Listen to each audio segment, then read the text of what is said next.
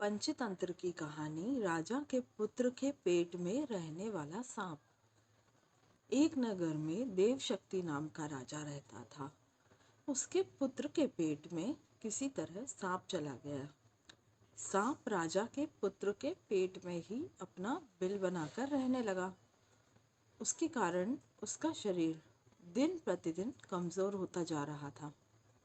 बहुत उपचार करने के बाद भी उसका स्वास्थ्य नहीं सुधर रहा था।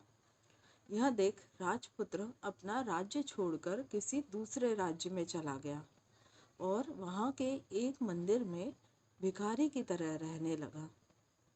उस राज्य के राजा की दो पुत्रियां थीं। वे दोनों जब भी अपने पिता को प्रणाम करती तो प्रणाम करते हुए पहली पुत्री कहती है, महाराज आपकी जय हो, आपकी कृपा से इस राज्य में सुख है। दूसरी लड़की प्रणाम करते समय कहती है, महाराज आपके कर्मों का फल भगवान आपको दे। दूसरी पुत्री का प्रणाम सुनकर राजा को गुस्सा आ जाता था। एक दिन राजा ने क्रोध में आकर मंत्री से कहा, इस कटु वचन बोलने वाली लड़की को किसी गरीब परदेसी के यहाँ भेज दो। मंत्रियों ने उस लड़की का विवाह मंदिर में रहने वाले उसी राजपुत्र से करवा दिया जिसके पेट में सांप रहता था। वह लड़की अपने पति धर्म के अनुसार राजपुत्र की बहुत सेवा करती थी। दोनों ने उस राज्य को छोड़ दिया।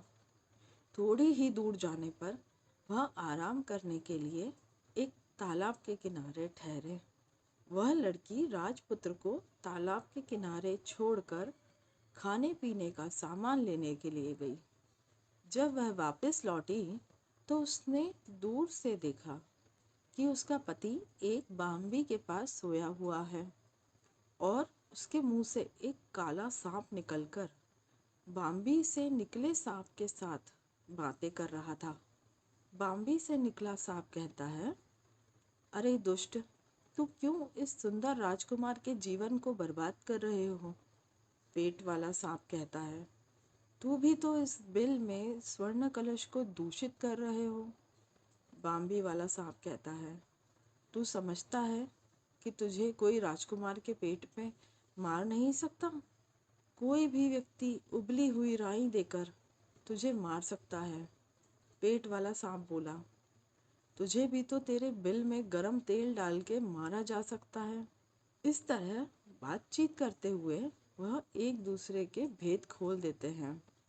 वह लड़की उनकी सुनी हुई बातों को जानकर उन्हें उसी प्रकार मार देती है। परिणाम स्वरूप उसके पति का स्वास्थ्य भी ठीक हो जाता है और स्वर्ण कलश मिलने से वे धनवान भी बन जाते हैं। दोनों राजकुमार के देश चले जाते हैं और अपनी सारी कहानी बताते हैं। राजकुमार के माता पिता उनका स्वागत करते हैं। कहानी की शिक्षा। इस कहानी से यह शिक्षा मिलती है कि कभी भी अपने घर के भेद किसी दूसरे को नहीं बताने चाहिए। भेद बताने से भारी हानि को झेलना पड़ सकता है। धन्यवाद।